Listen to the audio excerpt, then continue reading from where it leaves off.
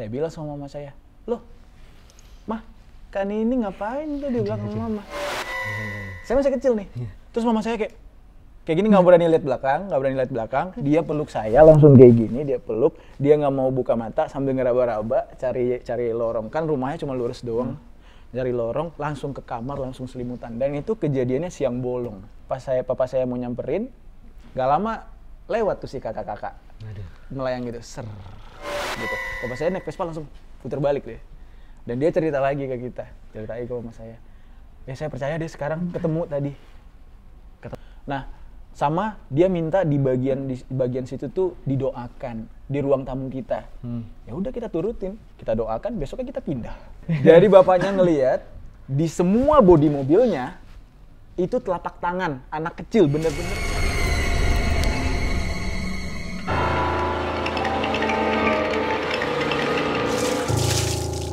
Selamat datang di Kagak Takut bersama gue Winsoy yang akan menemani malam Jumat Anda dengan cerita-cerita horor,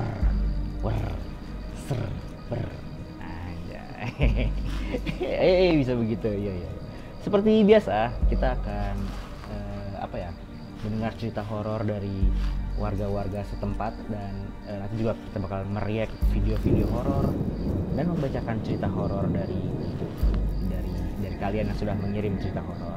Bagaimana sih caranya supaya cerita horornya bisa dibacain di situ? Nah, langsung aja kirim cerita-cerita horor kamu atau kalau punya video horor juga boleh dikirim ke DM Instagram pamangrab.tv. Nanti langsung kalau misalnya ada cerita yang menarik, video yang mantap, langsung kita bakal bacain ceritanya di sini. Videonya bakal diputar di sini.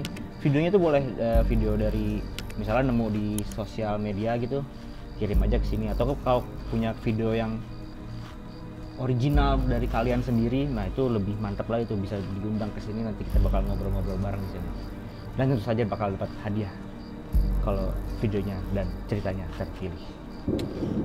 Oke, langsung saja seperti biasa dulu kita lihat video horor yang pertama. Nah ini, apa yang kamu di posisi seperti ini, apa yang bakal kamu lakukan? Itu gimana sih? Oh, matanya mengikuti. Iya benar. Iya. Kalau di posisi seperti itu, kebetulan kan ini boneka ya, diem gitu. Pukul-pukulin aja nggak sih? Hey.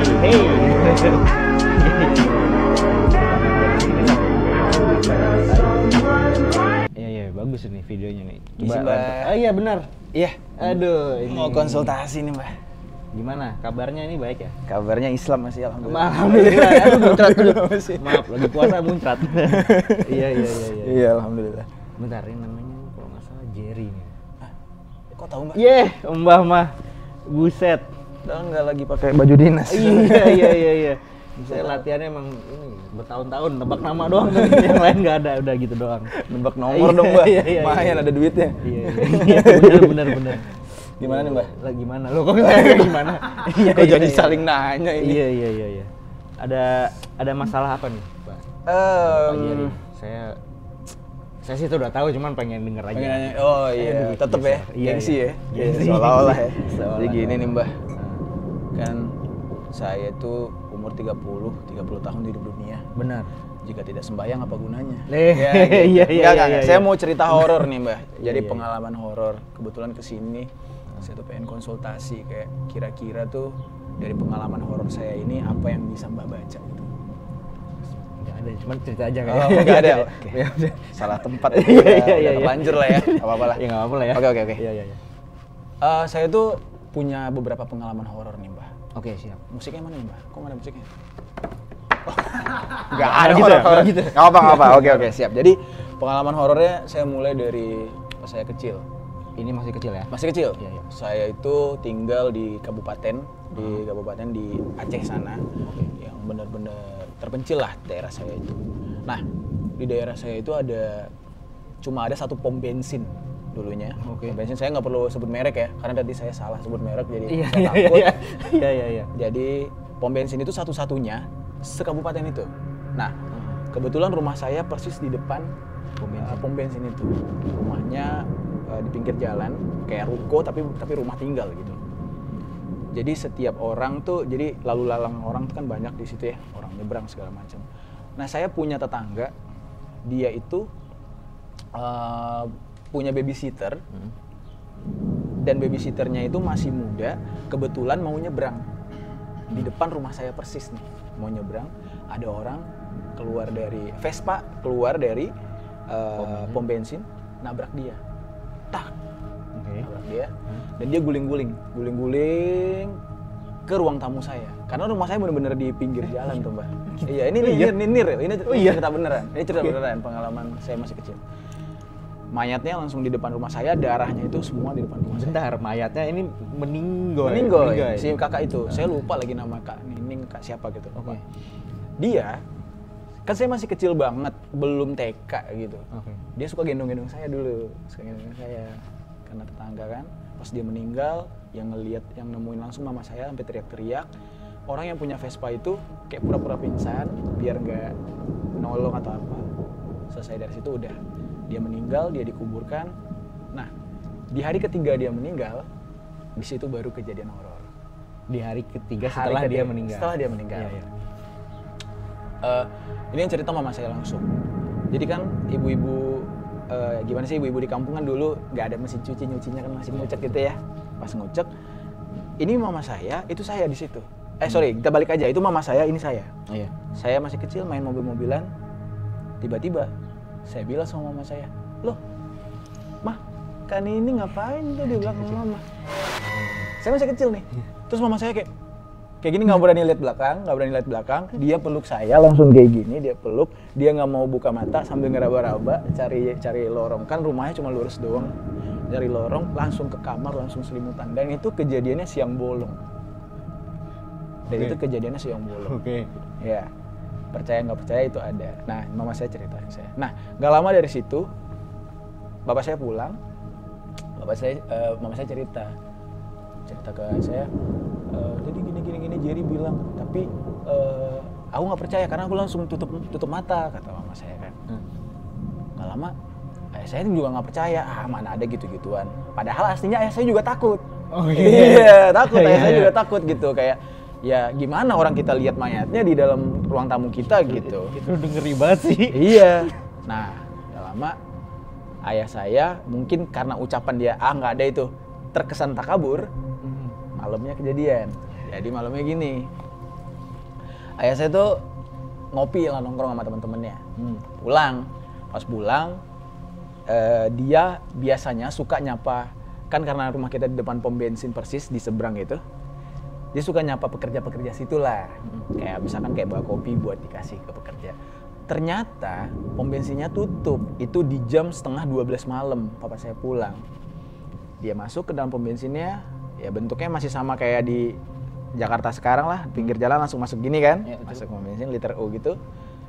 Terus kok gak ada satu orang pun nih, gak ada orang. Terus dilihat ada pekerjanya satu orang di dalam ruangannya itu kaca. Dia tuh tidur kayak ngeliuk gitu. Nah, papa saya mau nyamperin. Papa saya mau nyamperin, gak lama lewat tuh si kakak-kakak melayang gitu, ser. Gitu. Papa saya naik Vespa langsung putar balik deh. Dan dia cerita lagi ke kita, cerita lagi ke mama saya. Ya saya percaya deh sekarang ketemu katanya. Nah, gak lama dari situ kita kan udah merasa keganggu nih, keluarga kita khususnya udah merasa keganggu. Gak lama, anak dari yang tetangga, yang itu kan ininya dia, babysitternya dia punya anak cewek, si tetangga kita ini. Anaknya kerasukan si kakak itu. Dan tahu apa? Ternyata dia cuma minta dua hal yang dia minta. Yang pertama, di ruang tamu kita itu ada giginya dia ketinggalan satu. Itu diminta untuk dipindahin, dikuburkan. Gigi doang, bener-bener gigi, patahan gigi. Kayak gue ngeliatnya kayak, kok gua sih sama mbah. Bentar, sopan ya saya. Anda lihat juga? Ya kayak kerikil, kan masih kecil saya tuh. Kayak kerikil ngeliatnya itu, kayak kerikil gitu. Nah, Sama dia minta di bagian situ tuh didoakan di ruang tamu kita. Ya udah kita turutin, kita doakan, besoknya kita pindah. Kita pindah, demi Allah kita pindah. Demi Allah, ini cerita beneran. Emang bagus ya, emang udah cabut aja sih. Iya benar, paling benar, tindakan paling benar. Iya. Sekarang saya kalau pulang ke kampung, lihat di tempat itu, ke rumah itu, ini mungkin semoga nih ada teman-teman gue yang nonton ya, yang dari Aceh Barat Daya, Blampidi namanya. Blampidi. Iya, ada nama daerah namanya Pantai Perak. Nah, di depan pom bensin tuh ada rumah tua gede dengan perkarangan luas. Nah, sebelahnya itu rumah gue dulu, tapi kayaknya udah dihancurin berubah deh. ya? Iya, udah berubah, udah jadi apotik atau apa gitu. Tapi pom bensinnya masih ada? Pom bensin masih ada sampai sekarang. Itu berarti waktu gimana ya? Waktu si kakaknya itu tergelepar di ruang tamu, kamu tuh inget adegan itu? Jadi kan ketika saya SD diceritakan kembali sama nyokap. Oh oke. Ceritakan kembali. Kalau dibilang inget banget tuh, memori masa kecil inget sama dia. Orangnya ingat, wajahnya ingat, semua ingat. Tapi pas penampakannya itu udah nggak ingat, cuma diceritain lagi sama nyokap. Oh oke. Jadi nyokap waktu itu kamu tuh pernah lagi kita main mobil-mobilan terus tiba-tiba di belakang kayak gitu. Itu si kakak ngapain ya? Dan itu cerita nyata, asli pengalaman. Jadi berarti di sekitaran situ terkenal kali cerita itu ya, bagaimana? Maksudnya udah cerita ke tetangga nggak sih? Bisa jadi, udah pasti bisa jadi. Bisa jadi. Iya. Soalnya kan nyokap juga sering lah ngalamin pengalaman kayak gitu, nyokap sering gitu. Langsung aja ini gimana? Oh, yang lain lagi? Iya dong. Oke, pengalaman lain lagi. Apa yang tadi sudah selesai? Itu udah selesai. Kita akhirnya pindah udah gitu, udah berakhir. Kalau pengalaman lain lagi, ini pas tsunami. Oh iya, tsunami Aceh. Tsunami itu kamu di sana? Saya di sana masih kelas 6 SD. Oke. Kalau tsunami itu real banyak banget cerita mistisnya. Ya, itu banyak banget cerita mistisnya. Ini ceritain salah satu dulu ya. Tapi ini pengalaman bukan saya yang mengalami nih Mbak. Yang ngalamin itu saya nyebutnya Pak Wo. Pak Wo itu paman. Iya, bapak tua gitu. Jadi Pak Wo saya ini rumahnya itu di Banda Aceh. Dia itu salah satu yang tinggal di dataran tinggi. Kalau misalkan di Jakarta ini mungkin dia di Bogornya gitu. Ya. Dia nggak kena tsunami. Dia nggak kena tsunami, tapi ada rumah yang nggak jauh dari dia tuh termasuk kena tsunami-nya gitu. Jadi ibaratnya yang dataran bawahnya. Pas maghrib kan selesai, udah tsunami udah selesai, tapi mayatnya belum semua diangkat. Pas maghrib itu tiba-tiba ada yang ngetok pintu. Ada yang ngetok pintu. Ngetok pintu. Pak Wo saya ini keluar. Pas dilihat kakek-kakek. Dikira kan pas itu kan kita kayak kita nggak bisa sembarangan ngebantu orang ya, karena semuanya butuh bantuan di saat itu. Ditanyain sama Pak Wo saya, kenapa Pak? Mohon maaf Pak, kalau makan atau apa kita juga nggak tahu nih, belum ada bantuan, belum datang bantuan, baru aja kejadian gitu. Enggak, kata bapak itu, kakek-kakeknya, enggak, saya nggak minta makan, nggak minta apa, saya minta tolong aja. Ada anggota keluarga saya di rumah saya yang di bawah, dikasih lah alamatnya, ditunjukin gitu kan, rumah yang dekat itu tuh. Oh, sebelah rumah Pak ini ya? Iya, itu saya minta tolong digeser ininya, lemari. Lemarinya digeser, soalnya ada anggota keluarganya kejepit katanya, kejepit, kasihan gitu. Terus ditanya sama Pak Wo saya, masih hidup? Enggak, udah meninggal. Ya siapa yang masih hidup, orang airnya gede banget gitu katanya. Minta tolong ya sebelum jasadnya membusuk lah gitu, karena nunggu relawan lama banget. Oh ya udah, kata bapak saya. Habis salat isya saya ke sana. Habis salat isya dia siap-siap, diajak anaknya yang cowok. Datang dia ke sana. Dan memang rumahnya udah hancur, bahkan ada mayat-mayat juga di situ kan. Nah, tapi kan sudah amanah nih, harus nolong yang di belakang lemari. Akhirnya dicek, oh iya ada lemarinya. Nah, awalnya dicari tuh kakek tuh kemana, dicari ada nggak di rumah itu. Ternyata si kakeknya nggak tahu lah, dikirain mungkin udah dibantu sama relawan atau udah ke pengungsian. Akhirnya digeser lah tuh lemarinya. Kakek itu, mayat itu kakek yang datang tadi. bagus. Iya. Seru kan gitu kan kayak wah anjing lu nyuruh nolong diri lu sendiri gitu. Itu Itu dia kenal nggak? Maksudnya nggak kenal juga? Dia justru si Pak Wo itu kenal kenalnya sama tetangganya. Oh, Makanya dia nanya, iya. oh sebelah rumah Pak itu Oh, ya? iya, betul. Rumah itu. Nah dan kakek itu bisa dibilang tuh udah lama sakit. Dan kenapa dia di belakang lemari? Karena dia nggak bisa nyelamatin diri. Keluarganya kabur semua. Dia pasrah di dalam, terus ngerangkak dia di belakang lemari. Taunya kehantem air sama malam. Udah dia meninggalnya kayak gitu. Iya. Kayak gitu. Asli merinding saya. Iya. Itu setelah tsunami. Butuh cerita lagi setelah tsunami? Gas dong. Gas lagi? Iya. Oke. Jadi tsunami itu di hari pagi jam 7 itu ketika gempa ya.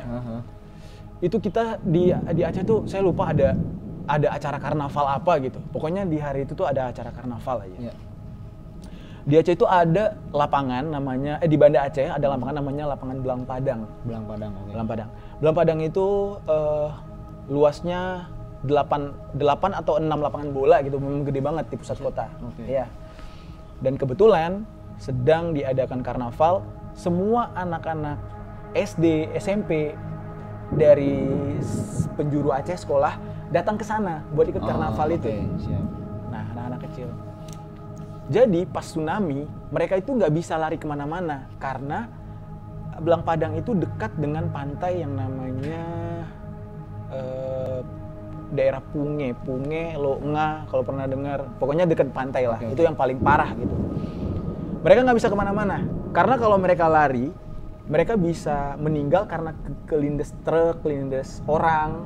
Karena kan rame banget yang lari. Akhirnya mereka tuh cuman diem aja di lapangan itu sambil teriak-teriak. Dan di lapangan Belang Padang itu hampir semua mayatnya itu mayat anak kecil.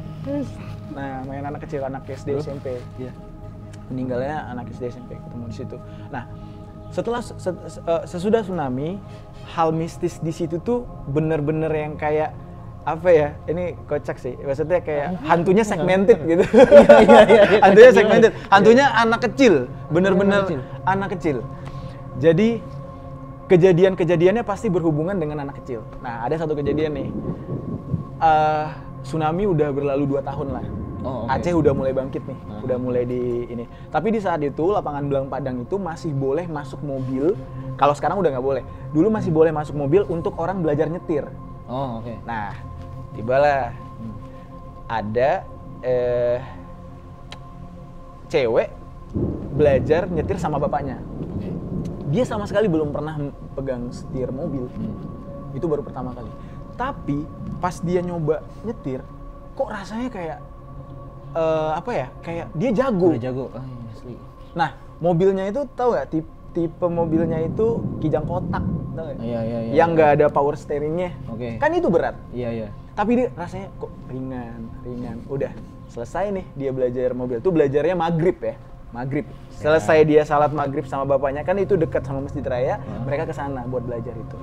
Udah pulang dari Belang Padang itu ke rumah besok paginya. Nah, ini agak merinding nih. Anjir.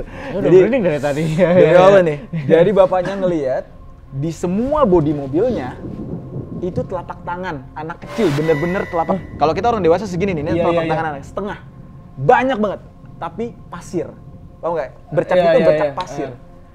Itu semua sebadan mobil sampai ke atasnya. Jadi kayak ada demi Allah. Warga itu kayak mendorong mobil itu, dan itu ceritanya sempat heboh juga waktu itu karena sempat ada di ada di internet ya, pokoknya sempat difoto, sempat masuk berita kisah itu. Tapi zaman itu belum ada sosmed ya. Kalau udah ada pasti ada sosmed dong. Udah ada gitu. 2000 kan 2 tahun kemudian 2006 kan. Udah ada dong Google mah udah ada. Facebook gitu. Facebook belum ya. Pokoknya berita kayak blogspot gitu-gitu udah ada, udah masuk. Saya aja berarti yang belum main sosmed ya, maaf. Oh iya, udah, tapi berarti beredar gitu kali foto-fotonya. Fotonya beredar. Waktu itu sampai kita tuh sampai nggak mau main di Belang Padang itu malam-malam tuh udah nggak mau. Iya, sewajarnya ya. Iya. Asli. Itu satu pengalaman. Ada lagi. Ada lagi sih. Masih ada. Duh. Terus ya. Siap. Oke, ya udah kita ambil yang tsunami aja ya karena Yang tsunami, cerita tsunami-nya saya udah merinding. Iya. Ada bumbui dengan hal-hal mistis ya. Jadi ada lagi satu cerita lagi, ini berhubungan sama relawan, tapi saya nggak bisa nyebut asal kotanya si relawan ya. Karena waktu itu kan relawan itu datang dari daerah-daerah masing-masing dan mereka itu emang di kota-kotakin sesuai daerahnya. Oh, oke. Nah, ada satu relawan dari daerah tertentu yang khusus datang ke Aceh, niatnya tuh udah bukan cuma nolong, tapi pengen nyolong juga. Loh. Iya. Jadi mereka kayak satu komplotan, mereka itu nolong mayat-mayat sembari nyari cincin sama emas di badan mayatnya. Ada warga kayak begitu ya? Ada, dan itu pakai kresek mereka, benar-benar dimasuk semuanya dikumpulin. Nah, ada momen di mana si relawan ini satu orang itu orangnya benar-benar yang kayak berani banget. Dia bawa ini cutter. Jadi gini, di hari ketiga mayat-mayat itu kan sudah membengkak ya. Jadi jarinya itu kayak si cincinnya itu kan di jarinya udah nggak bisa dicabut dong, karena udah bengkak. Satu-satunya cara ya dipotong jarinya. Dan itu yang dia lakuin. Dia potong jarinya, karena kan kalau motong cincinnya lama nih. Iya. Dipotong jarinya, potong, diambil cincinnya, dikumpul. Itu sampai hampir setengah kresek. Asli. Hampir setengah kresek. Malam-malam di tenda relawan kesurupan. Awalnya nggak ada yang tahu ini kenapa. Dan di saat itu juga mau nyari orang pintar di mana gitu, yang kayak sebangsa Anda jarang. Iya, betul. Iya, udah meninggal juga gitu kan. Hanyut juga. Jadi hanyut juga. Jadi kan bingung tuh gimana nih caranya.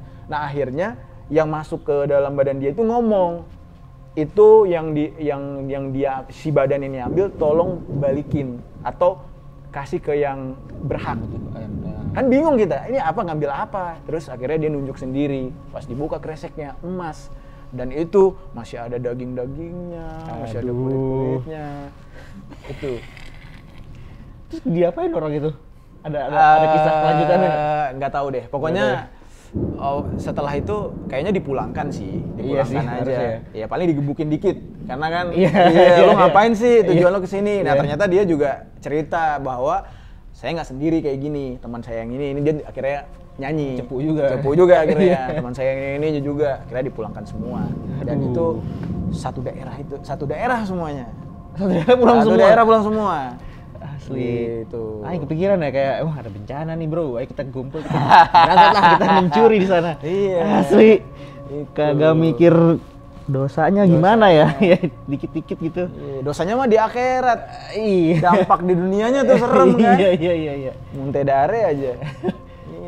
Gimana ya? Tuh. Terus kalau dia lancar kan dia bawa ke tukang emas, bang ini sisa tadi. include daging ya bang? Include daging. Enggak ada bang. Gitu. Iya dah. Itu. Gimana Mbah? Mungkin bisa menurut Mbah dari cerita saya itu apa pelajaran yang bisa kita ambil? Apa ya? Ya itu kan ngomongin tentang bencana juga ya kayaknya. Ya sudahlah, pelajaran yang bisa diambil ya banyak-banyak beribadah aja kali ya. Amin ya Mbah. Semoga kedepannya apalagi di bulan Ramadan yang suci ini. Masya Allah. Gitu. Mualaf Mbahnya. Mbah mendapatkan hidayah setelah cerita tsunami nih. Iya. Betul. Berarti itu emang kebanyakan cerita-cerita Anda tuh di sana ya, di Aceh. Di Aceh ya. Saya sebenarnya sampai sini juga masih banyak. Di sini tuh ada, cuman saya nggak terlalu peduli karena bahkan sampai rumah yang saya tinggalin sekarang itu kan saya di bawahnya itu kantor dan studio saya, di atasnya saya tinggal. Nah, rumah saya itu termasuk rumah lama. Dibangun, kompleknya dibangun tahun 80-an. Oke. Nah, di rumah itu di sebelahnya persis itu ada rumah kosong yang kosongnya sudah 30 tahun rumah saya. Iya benar-benar 30 tahun kosong. Nah, saya tuh awalnya apa ya, nggak percaya soalnya yang ngalamin tuh tim-tim saya, Mbak. Tim saya ada yang tidur terus di apa namanya? Rep-repan, iya. Kalau hip hop rep-repan kan. Nah, ini rep-repan hantu gitu, iya. Nah, terus saya nggak percaya dan bahkan ada adik saya tidur di kamar tengah tuh sampai dia tuh teriak, "Bang, tolong!" Tapi saya nggak denger. Terus akhirnya saya ngeliat gini, loh, kenapa adek gue nih gitu. Nah, saya bangunin, udah. Tetap ceritanya sama, "Bang, nih bahaya nih rumah." "Ah, enggak," gitu. Udah saya nggak peduli. Ah, enggak, bagus. Iya, sampai di satu momen saya ngundang podcast ya kayak Mbah gini lah. Mbah kan udah Mbah podcast nih baru Mbah doang nih. Jadi bener. Saya ngundang salah satu indigo peramal namanya Hargumai. Hargumai, oke. Iya, beliau tuh seneng ngeramal dan bisa ngelihat hal-hal begitulah. Saya undang dia ke rumah. Dia pas masuk tuh udah beda aja, udah ngelihat gini-gini. Nah, akhirnya saya bilang, "Mas, kita kan mau podcastnya bahas soal ramalan, nggak soal hantu nih. Tapi off cam nanti boleh nggak kita saya pengen tahu apa sih yang ada di rumah saya." Gitu. Udah digambar sama dia. Digambar. Iya, digambar, benar-benar digambar. Dan sebelum saya masuk ke, digambar sama dia, anak kecil. Ya, perawakannya itu kayak anak kecil Cina yang rambutnya kayak gitu, bob gitu kan. Iya, tapi yang tradisional ya, benar-benar pakaiannya tradisional juga. Tangannya panjang, maksudnya badannya pendek tapi tangannya panjang. Tangannya panjang sampai ke lantai. Dia sudah ada di tempat itu sejak rumah ini belum dibangun, katanya. Rumahnya saya tempati itu. Oh gitu ya, oke. Nah, saya akhirnya temuin yang punya rumah. Kan saya di situ ngontrak. Oh iya. Saya temuin yang punya rumah. Kebetulan yang punya rumah saya ini ibu-ibu sudah tua, beliau juga Chinese kebetulan, dan beliau itu Katolik. Nah, saya tanya ke ibu-ibu, "Bu, kalau di agama ibu percaya hantu nggak?" Oke. Nah, langsung ibunya bilang, "Mas Jerry mau ngobrolin rumah ya." Gitu. Kok tahu nih? Setirnya kiri, Mbah. Oh, orang Murika berarti ya? Murika. Boleh. Iya, Bang. Boleh. Sampai di kilometer 178 saya kaget, tiba-tiba ada truk besar di depan saya. Otomatis saya langsung banting kiri sembari rem mendadak setelah sadar, lah ini kenapa saya ada di rumputan di pinggir tol. Ya, yang 178.